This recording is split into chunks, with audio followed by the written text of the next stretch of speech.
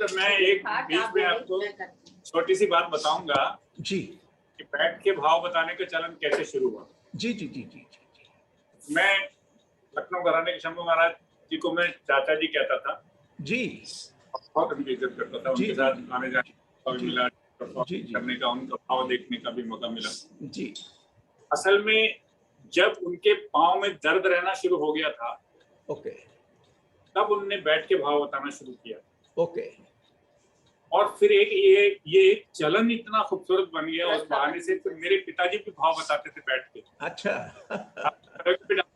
मैंने तो अंतिम समय तक उनको, मतलब 2 महीने में बीमार पड़े, उसके पहले तक मैंने उनको खड़े होकर डांस करते हुए देखा, क्योंकि उनके पहले प्रोग्राम आता था, फिर वो खुद डांस करते थे, जो कि गजब का होता था। तो ये बैठ के भाव बताने की एक परंपरा कथक के साथ जुड़ी शंभू महाराज के टाइम से।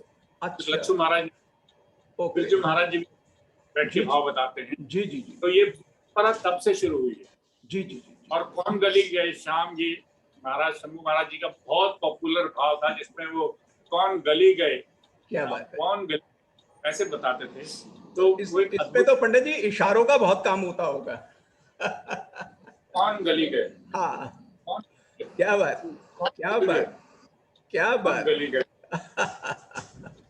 ये बात, कौन गली गए, कौन गली गए, कौन गली गए, ये मैं चाह रहा था।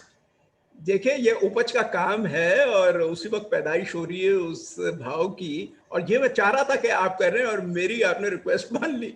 ये बैठ के अंदाज के भाव पक्ष और अपने निगाहों से किस रूप में एक ही चीज को दिखा रहे हैं, तो मनता है जो कि आपकी जो आंखों का काम है, भाव का काम है, वो आपने प्रस्तुत करा। ये देखना बड़ा जरूरी था। और आगे भी हम देखेंगे अभी आपके एक शिव पार्वती के संग करके हम नृत्य नाटका भी देखी आपकी, और दोनों उसमें बहुत, उस पर थोड़ा प्रकाश डालिए, वो कैसी थी शिव पार्वती के संग, बहुत पॉपुलर रहा है आपका। जी हमारा ये जी हाँ, ये बहुत पॉपुलर है, बहुत सुनते हैं, त्रिनेत्रा वाला। जी इस नृत्य नाटिका के बारे में एक आपको मैं बात बताऊंगा कि इसमें 5 वर्ष के बच्चों से लेकर 70 साल के लोगों तक ने पार्टिसिपेट किया था, और मंच के ऊपर 75 आर्टिस्ट थे। अरे वाह, वो सब आर्टिस्ट थे, 75 आर्टिस्ट मंच पे, वाह वाह, बहुत बड़ी बात। मंच पर थे। तो जैसे हमने छोटे बच्चों को चिड़िया वगैरह बना के किया, फिर और बड़ों को थोड़ा हिरन बना के उनको किया, फिर और जो बड़े हुए उनको पिकॉक बना के किया, फिर वो तारकेश्वर की तपस्या भंग करने जाते हैं तो अग्नि भी जाती है। तो उस तरीके से करके फिर इंद्र सभा लगी, ये हुआ वो हुआ, ऐसे करके इतना सफल हुआ ये प्रोग्राम कि मैं आपको बता नहीं सकता। वाह, नहीं जाहिर है, जब जिस तरीके से बता रहे हैं आप।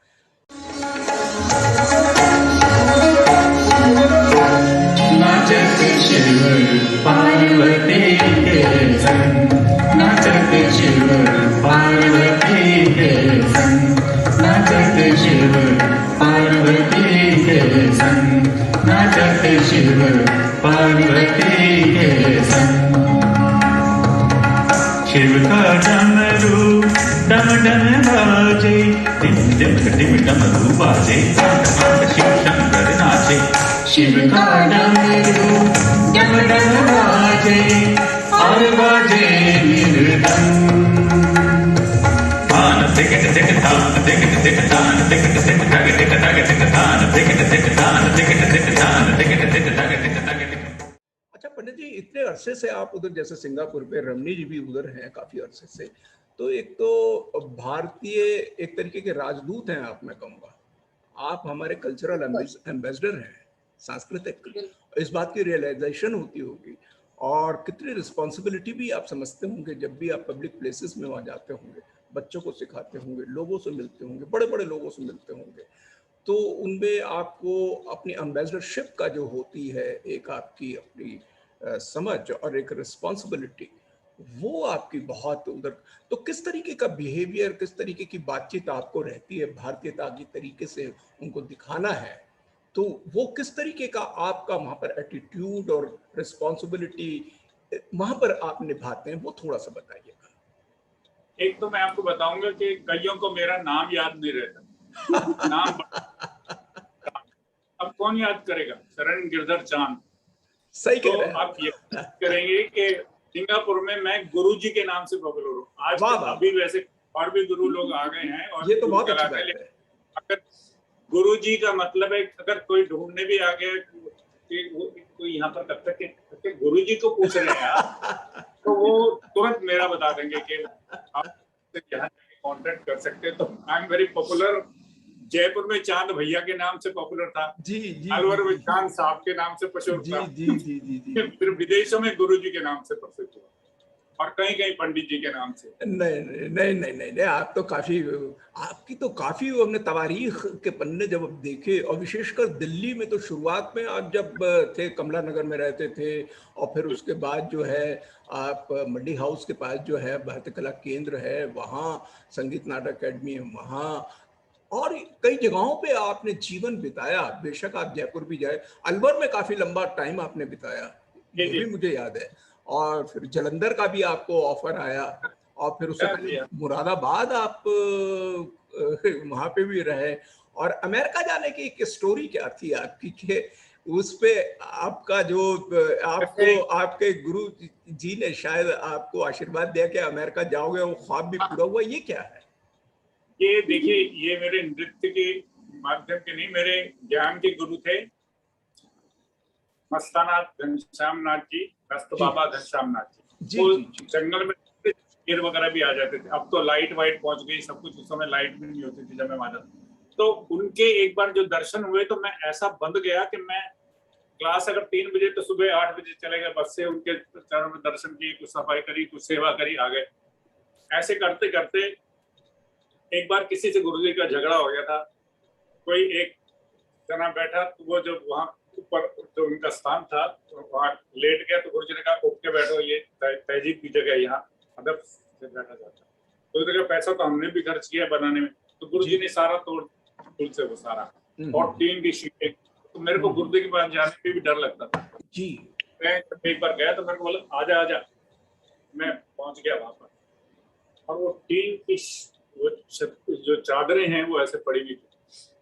तो वहां गुरुदेव ने मेरे से कहा कि इन चादरों को देख के डर मत, ये चादरें तेरे को सीधा अमेरिका लेके जाएगी। और मैं कहता हूँ कि उसके बाद अलवर से मैं सीधा ही साउथ अमेरिका गया हूँ। आशीर्वाद तो आज तक मेरे साथ। तो ये उनके देखिए कितनी बड़ी बात है, जीवन की अमूल्य बात जिसको आप कभी नहीं भूल पाएंगे। इतनी बड़ी बात कह दी है ना, तो ये तमाम रास्ते आपके लिए खुलते गए।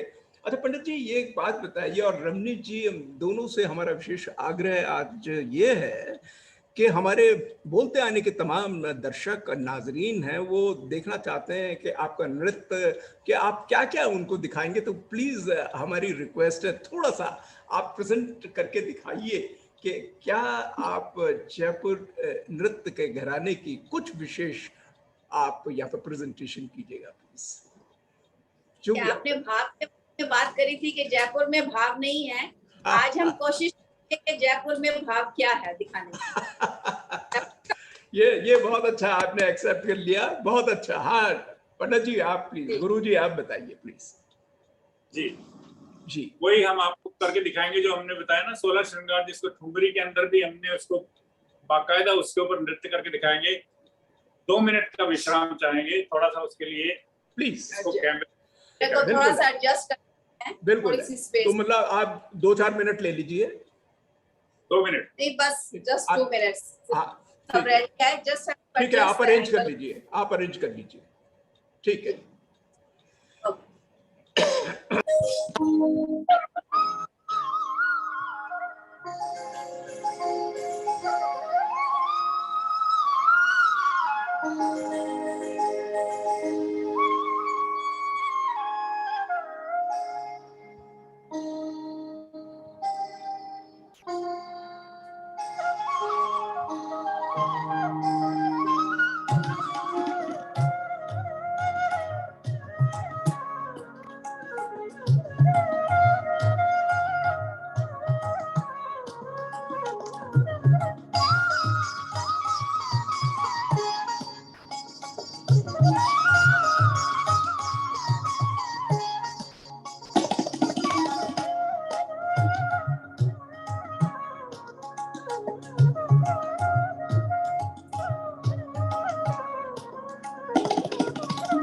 कृष्ण कन्हैया नागर नटवर, कृष्ण कन्हैया नागर नटवर, कृष्ण कन्हैया नागर नटवर, कृष्ण कन्हैया नागर नटवर।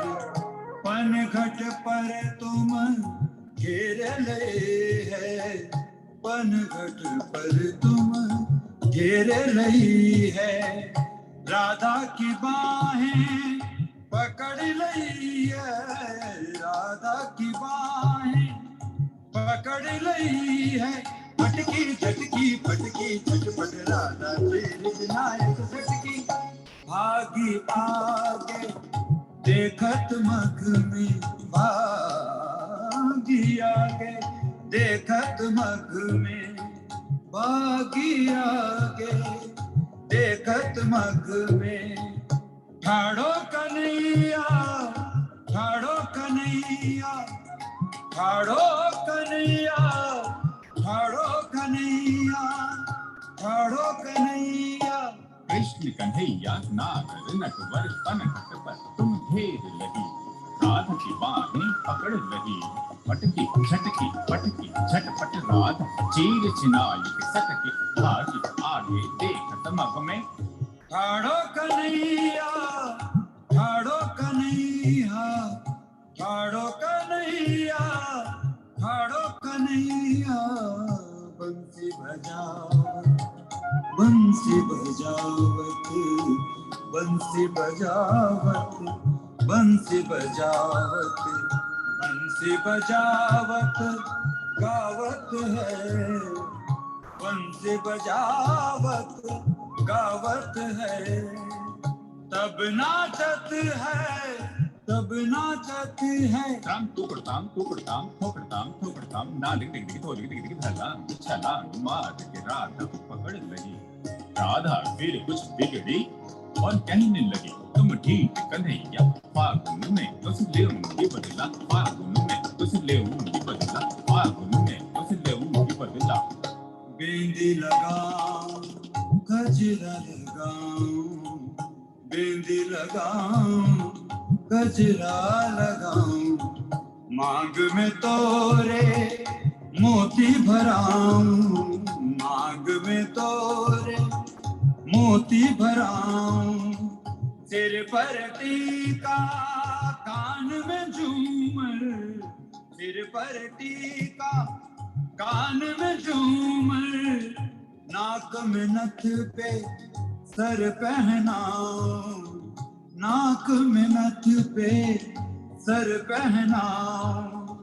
गले में हंसली हार पहना के, गले में हंसली हार पहना के, भुज में बाजो बंद पहनाऊं, भुज में बाजो बंद पहनाऊं। चूड़ियां कलाए उंगल हार से, मेहंदी से तुझे हाथ रचाऊं, चूड़ियां कलाए उंगल हार से, मेहंदी से तुझे हाथ रचाऊं। कमर कनकती पैर में पायल, कमर कनकती पैर में पायल, वाके संग बिछिए पहनाऊं, वाके संग बिछिए पहनाऊं। कट में लहंगा अंग कंचुकी, कट में लहंगा अंग कंचुकी, सिर पर तोरे चुनर उड़ाऊं, सिर पर तोरे चुनर उड़ाऊं। नागर नटवर या विधि से तोरे, नागर नटवर या विधि से तोरे, नक शिख सोला श्रृंगार बना के, नक शिख सोला श्रृंगार बना के, नंद लला तुझे नंद लला तुझे नंद लला तुझे नारी बना के, नंद लला तुझे नारी बना के, नारायण के जंग पे नचाऊं, जंग पे नचाऊं।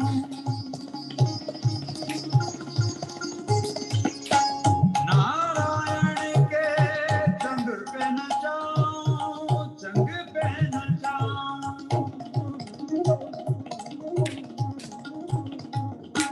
नारायण के जंग पे नचाऊं, नारायण के जंग पे नचाऊं, नारायण के जंग पे नचाऊं, नारायण के जंग पे नचाऊं, नारायण के जंग पे नचाऊं, जंग पे नचाऊं, जंग पे नचाऊं।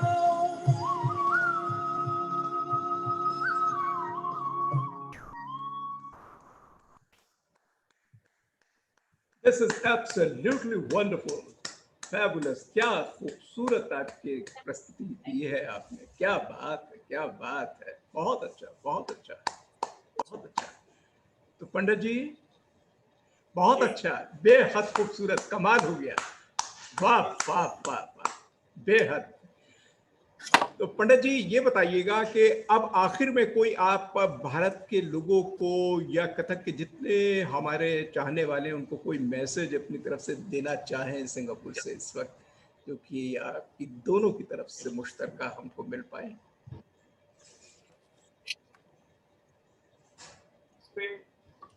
यही कहना चाहूंगा कि ये जो कलाएं हैं ये साधना मांग, और साधना के बगैर इनको आप शौकिया तौर पर सीखते हैं तो वो शौकिया तौर पर अगर आप सीखेंगे तो एक दायरे तक ही आपकी सीमाएं रहेंगी, लेकिन साधना करेंगे तो आपको ईश्वर का और आपके गुरुओं का आशीर्वाद आपको पता नहीं कौन सी कुछ कोटि तक ले जाकर आपको स्थापित कर। बिल्कुल सही कह रहे हैं आप।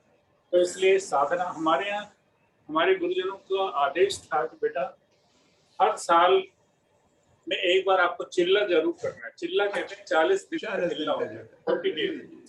और वो जो 40 दिन का चिल्ला होता है वो एक पूजा की तरह होता है, जैसे नवरात्रि के 9 दिन होते हैं, ऐसे वो 40 दिन का होता है कि उसमें एक दिन भी आपका गैप नहीं होना चाहिए। अगर आपका 39 दिन करके एक दिन छूट गया तो समझिए चिल्ला बेकार है। क्या बात। लेकिन अगर 40 दिन कर लिया वो चिल्ला जी, तो आपको एक अजीब सी शक्ति प्राप्त हो जाती है आपकी कला के अंदर। साधना गुरुजनों का, ईश्वर का, सबका आशीर्वाद प्राप्त हो जाता है, क्योंकि आप एक लगन से एक पूजा की तरह, एक तपस्या की तरह एक चिल्ला करते हैं।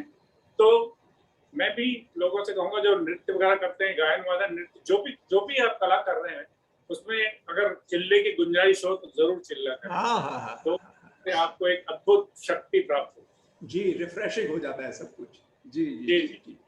अच्छा रमनी जी ये बताइएगा आपकी तरफ से कुछ ऐसी बातें या मैसेज आप शेयर करना चाहें, क्योंकि आप काफ़ी लगी हुई हैं जयपुर का जो कथक है विशेषकर उसको सीख रही हैं, प्रचार प्रसार कर रही हैं, कॉस्ट्यूम डिज़ाइनिंग है, आपका म्यूज़िक कॉम्पोजिशंस है, रिकॉर्डिंग्स हैं, एस्थेटिक सेंस की वैल्यू पैदा करना डांस में, इस तमाम काम में लगी हुई हैं। आपकी तरफ से कोई ऐसा संदेश?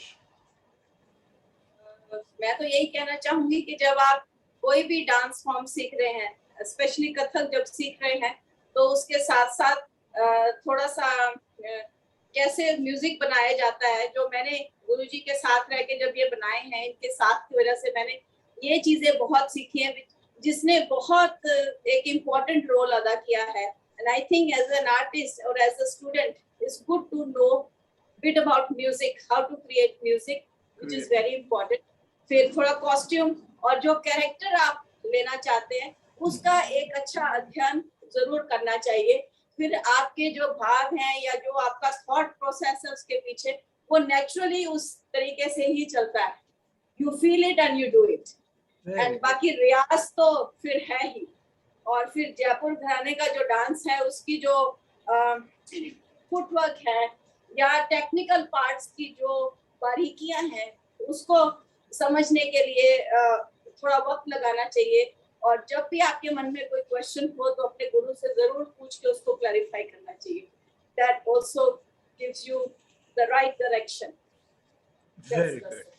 तो बहुत जी जी जी जी जी बहुत अच्छा लगा कि सिंगापुर से सीधे आप जुड़े पंडित जी, आप और मैडम रमनी कश्यप जो इतना काम कर रहे हैं वहाँ पे, भारतीय संस्कृति का प्रचार कर रहे हैं, जयपुर के कथक का आप कितना प्रचार कर रहे हैं, काफ़ी स्टूडेंट्स हैं, हमारी प्रार्थनाएं, हमारी दुआएं हैं, सब आपके साथ हैं लगातार, और आप इस काम को इतना फैला दें कि सिंगापुर से लगे कि पूरे भारत की संस्कृति का एक झंडा वहाँ पर सबसे बुलंद होके पूरी दुनिया में एक सितारे की तरीके से चमके। बहुत बहुत शुक्रिया आप दोनों के आने के लिए, और आखिर में तो यही कहेंगे कि अब के बिछड़े तो शायद कभी ख्वाबों में मिले, जिस तरह सूखे हुए फूल किताबों में मिले। पंडित जी बहुत बहुत शुक्रिया, मैडम रमनी बहुत बहुत थैंक यू। जी जी एक बात इसमें मैं जी भी कहूंगी, जी आप भी इसमें बहुत बड़ा कंट्रीब्यूशन कर रहे हैं इस चीज को भारत में और दूसरी कंट्रीज में आपस में एक्सचेंज, जो आपके जरिए आप जैसे लोगों से बात कर रहे हैं दूसरों से इधर से, ये भी एक बहुत बड़ा कंट्रीब्यूशन है आर्ट को आगे लेके जाने का। और एक शायराना अंदाज जो आपका है प्रोग्राम को प्रेजेंट करने का, वो भी हमें बहुत पसंद आया। वेरी नाइस, मेनी थैंक्स, बहुत बहुत शुक्रिया पंडित जी और मैडम रमनी जी, बहुत बहुत शुक्रिया। Thank you very much, thank you. बोलते आईने